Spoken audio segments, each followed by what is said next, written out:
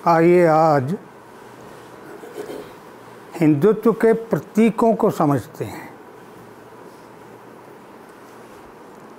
किसी ज़माने में हिंदुत्व के दो प्रतीक हुआ करते थे,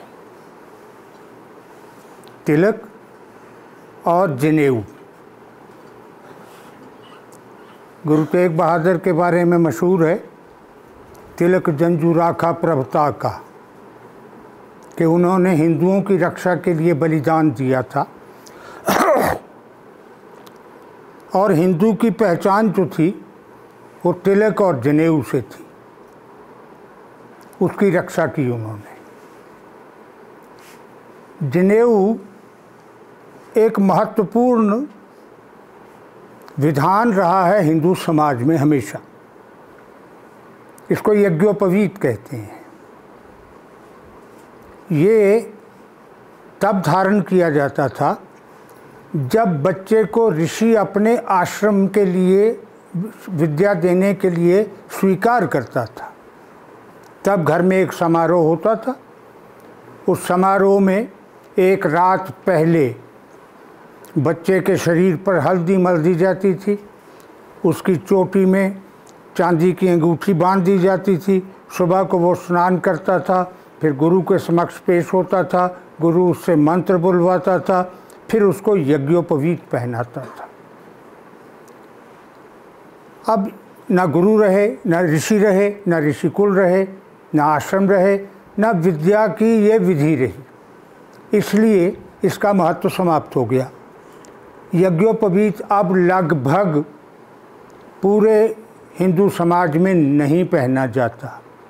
कुछ अपवाद हैं जहाँ पहनते हैं, लेकिन उनको इसका महत्व भी नहीं पता और इस उद्देश्य से भी नहीं पहने जाते हैं। वो एक परंपरा में, संस्कार में पहन लेते हैं। तो अब यज्ञोपवीत हिंदुत्व का संकेत या हिंदू का प्रतीक नहीं रहा, मगर तिलक आज भी है। अब तिलक कैसे शुरू हुआ, कब शुरू हुआ और इसका असल महत्व क्या है, ये शायद लोग नहीं जानते हैं। ये भी परंपरा बन गया कि तुम मंदिर में गए हो, पुजारी ने तिलक लगा दिया, तुम्हारे घर में कोई पूजा हो रही है, तिलक लगा दिया। और ये तिलक परंपरा के रूप में जब किसी को राजगद्दी पर बिठाते थे उसको भी लगाते थे, राज तिलक बोलते थे उसको। लेकिन क्यों हुआ ये? मेरा अनुमान है, और शायद मेरा अनुमान गलत नहीं है, कि तिलक की परंपरा सिद्धों ने शुरू की होगी। क्योंकि सिद्धों को पता था कि हमारे शरीर में ये जो भाग है जिसको ब्रह्मरंध्र कहते हैं, आज्ञा चक्र कहते हैं, ये तेज का चक्र है, हीट का चक्र है, गर्मी का चक्र है। और जब हम ध्यान में अपनी ऊर्जा घुमाते हैं अंदर, तो ये जलने लगता है। तो इसको शांत करके रखना चाहिए, इसलिए चंदन का तिलक लगाने लगे। चंदन ठंडक पहुंचाता है। चंदन का तिलक लगा लिया, ब्रह्मरंध्र शांत हो गया। सहज ध्यान करने वालों ने चंदन के तिलक की जगह पानी का प्रयोग शुरू किया, वो भी सफल है। ध्यान के बाद यहाँ छींटे मार लो तो ये शांत हो जाता है, और शांत नहीं होगा तो सिर भारी कर देगा, आंखें भारी कर देगा। तिलक इसलिए शुरू हुआ था। लेकिन तांत्रिकों ने तिलक को ग्रहों के साथ जोड़ लिया, ग्रहों के रंगों के साथ जोड़ लिया, और तिलक चंदन के अलावा और बहुत चीज़ों का हो गया, जैसे कुमकुम का तिलक, रोली का तिलक, हल्दी का तिलक, भस्म का तिलक, ये सब तिलक हो गए। वो तांत्रिकों के हिसाब से इन सारी चीज़ों का संबंध 9 ग्रहों से है, प्लैनेट से है, और जिस कलर का हमने तिलक लगाया है वो उस पर्टिकुलर प्लैनेट की रेज को खींच के हमारी बॉडी को देता है। जब ये हो गया तो फिर तंत्र और असल उद्देश्य दोनों मिक्सअप हुए, तो असल उद्देश्य ख़त्म ही हो गया और तंत्रों की बात आगे रह गई। अब हनुमान जी के मंदिर में जाओ तो वो सिंदूर का ही तिलक लगाएंगे, हालांकि उसमें तंत्र कहीं नहीं है और उससे कोई मंगल ग्रह का संबंध भी नहीं है, लेकिन लगाएंगे। और तुम शनि के मंदिर में जाओ तो वो भस्म का तिलक लगाएंगे। और तांत्रिक जो है वो केवल ब्रह्मरंध्र पर या आज्ञा चक्र पर तिलक नहीं लगाता, शरीर के 17 अंगों पे लगाता है तांत्रिक तिलक, क्योंकि उसको पूरे शरीर के लिए उसने आत्माओं से खेलना है। इविल सोल्स भी हैं, अच्छी सोल्स भी हैं, उसको अटैक भी करती हैं, तो उसने अपने बचाव के लिए शरीर के 17 अंगों के ऊपर अनेक प्रकार के रंगों के तिलक लगा के ग्रहों को किसी प्रकार से वश में करना या शांत करना है। तो ये तो हो गया तिलक। दूसरा महत्वपूर्ण हिंदुत्व का जो प्रतीक है वो है चरणामृत। किसी मंदिर में भी जाओ चरणामृत तो मिलेगा। अब ये चरणामृत है क्या? चरण अमृत, चरणों से पानी का अमृत बन गया, ये इसका अर्थ है। अब चरण कहाँ से आए?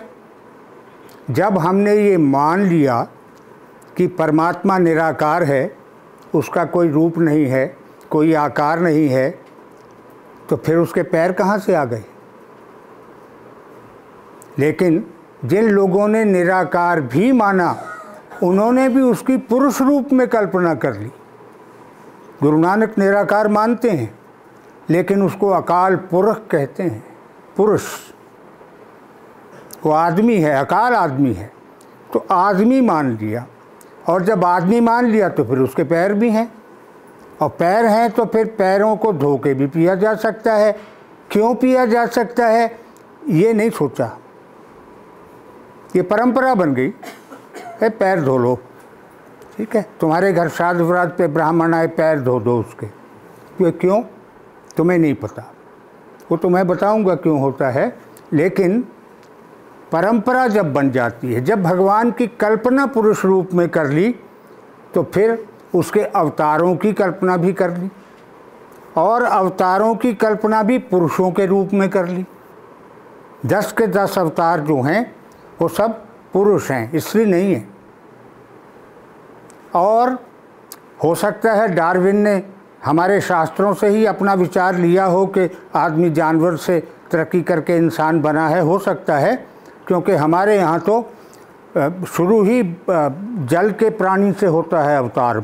मछली अवतार, फिर कछुआ अवतार जो पानी में भी है बाहर भी है, फिर वाराह पशु, फिर उसके बाद वामन अवतार बौना आदमी, फिर बढ़ेगा ना, फिर नरसिंह आधा इंसान आधा जानवर, फिर परशुराम वाइल्ड मैन, फिर राम कृष्ण, फिर ये मर्यादित लोग।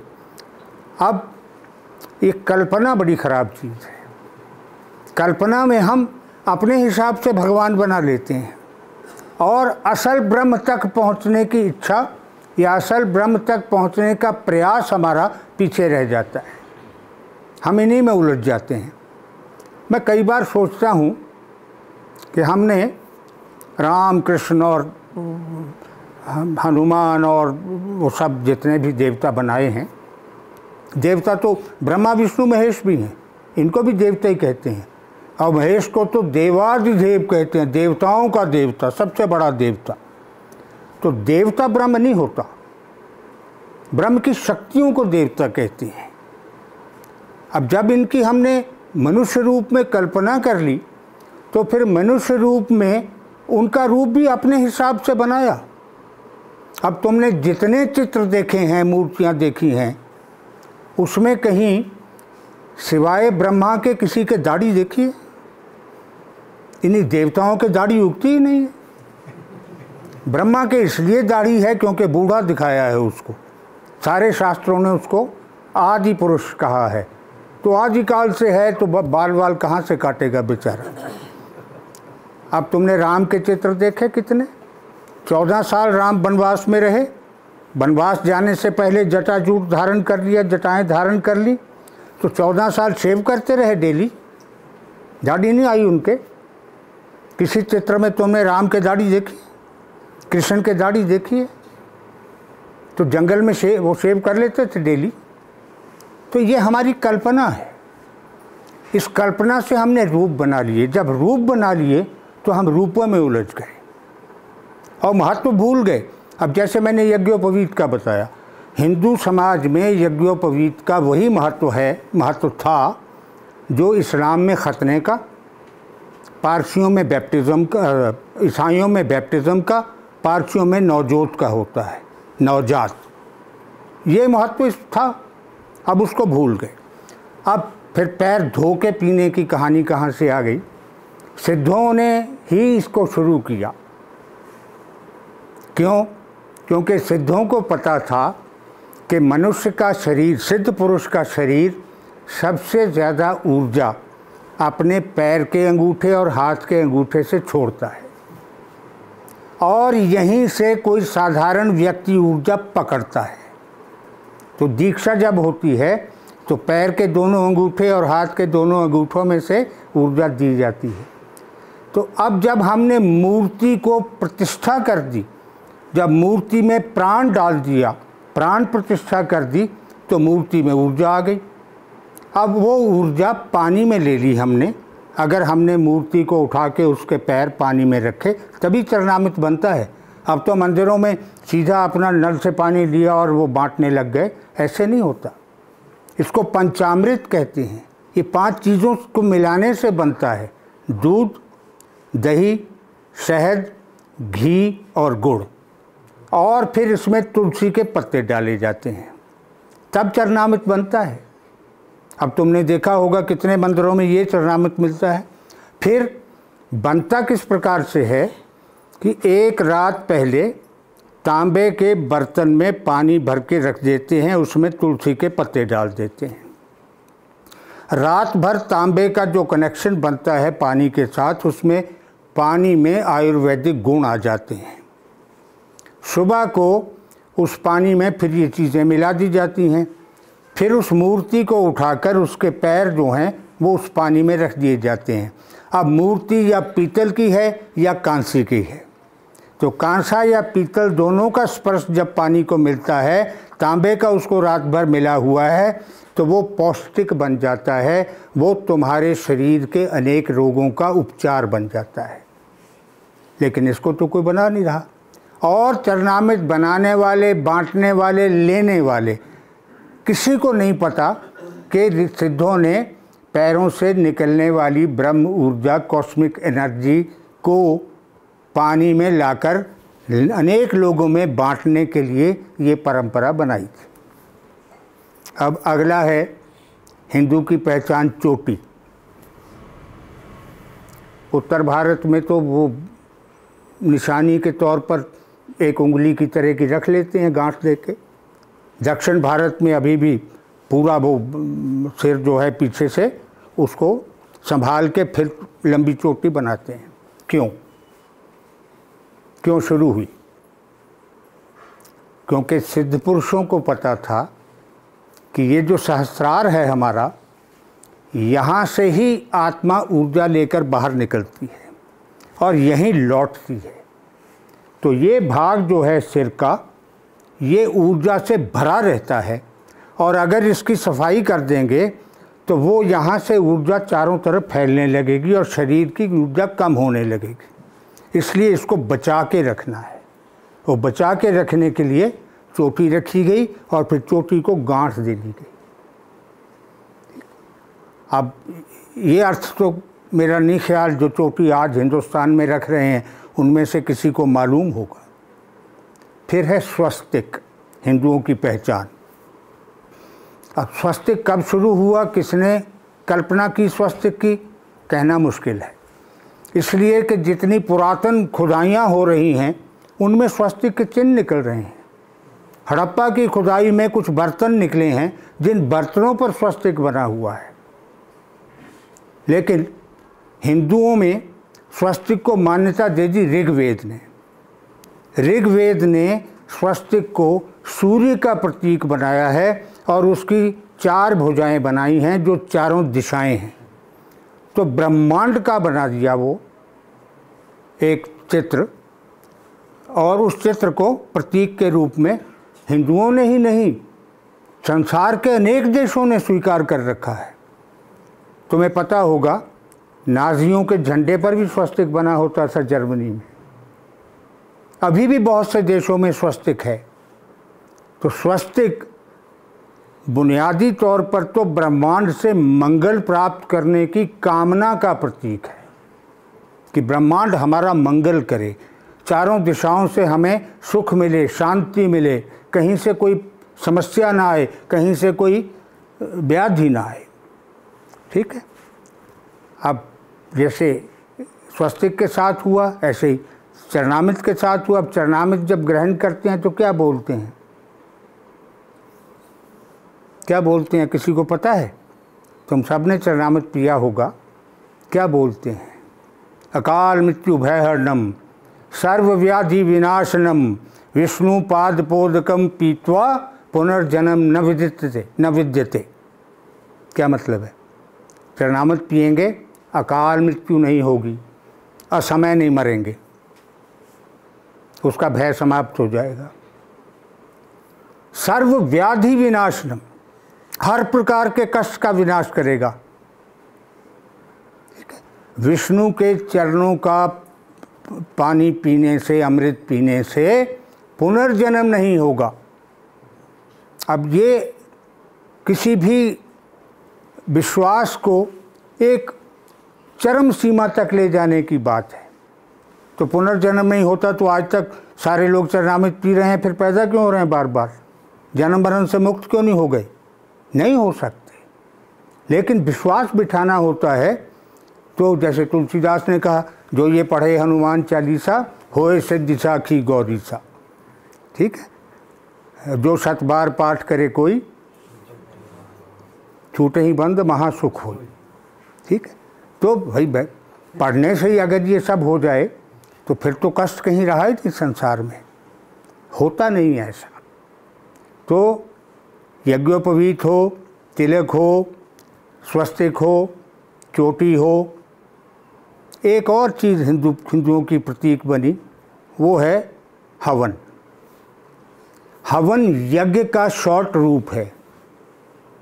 यज्ञ होते थे, ऋषि करते थे, बड़े बड़े यज्ञ राजा महाराजा भी करते थे किसी एक उद्देश्य के साथ। अश्वमेध यज्ञ किया, पुत्रेष्टि यज्ञ किया। 12 प्रकार के यज्ञ तो गीता में ही बता रखे हैं कृष्ण ने। यज्ञ होते थे। अब यज्ञ का विधान बड़ा लंबा चौड़ा है, इसलिए हवन का रूप दे दिया गया। घरों में हवन कर लो। हवन में घी जलेगा, सामग्री जलेगी, कुछ खाद्य पदार्थ जलेंगे। उससे क्या होगा? उससे तुम्हारी आत्मा का कोई संबंध नहीं, उससे ब्रह्म का कोई संबंध नहीं है, उससे अध्यात्म का कोई संबंध नहीं है, उससे पर्यावरण का संबंध है। जहाँ ये चीज़ें जलेंगी उससे जो धुआं उठेगा वो धुआं वातावरण को शुद्ध करता है, पर्यावरण को साफ करता है। तो ये चीज़ें जिनको हम हिंदुत्व का प्रतीक कह रहे हैं, इन प्रतीकों को लेकर अगर कोई धार्मिकता में पड़ गया तो फिर वो धर्म से भटक जाता है। केवल तुमने तिलक लगा लिया और तिलक लगाने के बाद अगर तुमने ये सोच लिया कि मैंने किसी नॉन हिंदू को ज़िंदा छोड़ना ही नहीं है, तो फिर न तिलक का कोई अर्थ रहता है, न हिंदुत्व का कोई अर्थ रहता है, न तुम्हारी पूजा का, साधना का, तुम्हारे विश्वास का या तुम्हारी चेतना का कोई वो रहता है। इसलिए इन सारे प्रतीकों को जब तक समझो नहीं तब तक इनका प्रयोग करने से जितना बच सको उतना अच्छा है। और जिस प्रतीक की आज आवश्यकता नहीं है, उस प्रतीक की आराधना करे जाना या उस प्रतीक को मान्यता दिए जाना ये भी उचित नहीं है। मैं ये नहीं कहता कि तुम अपनी पहचान मिटा लो। हर कौम अपनी एक न एक पहचान बनाती है, अपने अपने ढंग से बनाती है, उसमें मुझे कोई आपत्ति नहीं है। लेकिन मैं हिंदुत्व का जो अर्थ आज लिया जा रहा है, मैं उस अर्थ के विरुद्ध हूँ। आज जिस प्रकार से हिंदुत्व को समझा जा रहा है, मैं उस प्रकार के हिंदुत्व को नहीं मानता। मैंने हिंदुओं के प्रतीकों का अध्ययन किया, मैंने समझने की कोशिश की, कहाँ से क्या हुआ, कब शुरू हुआ, कैसे शुरू हुआ, कहाँ पहुँचे और उनका वास्तविक अर्थ क्या है, उनका मूल्य क्या है, मैंने ये समझने की कोशिश की और तुम्हें समझा रहा हूँ। हम किसी भ्रम में नहीं रहें। मैं कहता हूँ तुमने अगर मूर्ति पूजा भी करनी है तो फिर ये मान कर करो कि इस मूर्ति पूजा के माध्यम से तुम्हें ब्रह्म तक पहुँचना है। अगर तुम्हारा लक्ष्य ही मूर्ति पूजा है तो फिर तुम्हें मोक्ष नहीं मिलेगा, पुनर्जन्म से मुक्ति नहीं मिलेगी, केवल पूजा में रह जाओगे। तो जो भी करना है चैतन्य रहकर करो, अवेकन्ड अवस्था में करो, ताकि तुम्हारा कल्याण हो। और ये शरीर तो 5 तत्वों का बना हुआ है, इसको कहते ही मिट्टी हैं, इसने मिट्टी ही होना है अंत में, हर हाल में। कोई कितना ही लंबा जी ले, उसको अंत में मरना है और मरने के बाद फिर उसको भस्म होना है। भस्मांतः शरीरा, हर शरीर का अंत भस्म होता है। तो अगर इस शरीर के लिए ही सारा जीवन लगा देंगे तो फिर इसके अंदर जो अमर तत्व पड़ा हुआ है, जिसको मरना नहीं है, जो ना पैदा होता है ना मरता है, वो तो आती है माँ के गर्भ में, उसको फिर प्राणी का शरीर मिलता है। आत्मा नहीं आए तो फिर कंसीव नहीं कर सकती कोई औरत, क्योंकि बच्चा शरीर किसके लिए बनेगा अगर आत्मा ही नहीं है। आत्मा होगी तो उसके लिए शरीर बनाएगी ना प्रकृति। तो आत्मा महत्वपूर्ण है। हाँ, शरीर का महत्व कम नहीं आंकों में, ये कहता हूँ शरीर का बड़ा महत्व है, लेकिन शरीर ही सब कुछ नहीं है। महत्व क्या है? जब तक शरीर समाधि में नहीं बैठेगा आत्मा की यात्रा नहीं हो सकती। और अगर तुम्हारा शरीर स्वस्थ नहीं है तो फिर समाधि भी स्वस्थ नहीं होने देगा तुम्हारी। घुटने में दर्द हो रहा है, पीठ में दर्द हो रहा है, बाजू में दर्द हो रहा है, तो समाधि क्या करोगे? तो स्वस्थ रखना है शरीर को। और शरीर की जो आवश्यकताएं हैं, शरीर की जो मर्यादाएं हैं, उनका भी पालन करना है। क्योंकि तुमने अपने शरीर से संतति को जन्म दिया है, सृष्टि को आगे बढ़ाया है, उसको पालन पोषण भी तुम्हारा धर्म है। तो धर्म तो शरीर का करो, लेकिन शरीर को अंतिम लक्ष्य मत बनाओ, आत्मा को अंतिम लक्ष्य बना के रखो। क्योंकि आत्मा ही है जो इस शरीर के बनने का कारण है, और इस शरीर के नाश होने के बाद और किसी शरीर के बनने का कारण भी यही आत्मा बनेगी। तो इस आत्मा को बार बार जन्म लेकर बार बार मृत्यु शैया पर जाने से बचाओ, इसको मोक्ष की तरफ लेके जाओ। मोक्ष लक्ष्य होना चाहिए, बाकी सब कुछ तो समझ लो। और जब समझ लोगे तो बहुत सी चीज़ें जो नहीं करने योग्य हैं वो तुम नहीं करोगे। तो लक्ष्य अपना निर्धारित करो और उधर का ध्यान करो। जहाँ जाना है उस रास्ते को देखो, उस मंजिल को आँख के सामने रखो और वहाँ पहुँचो।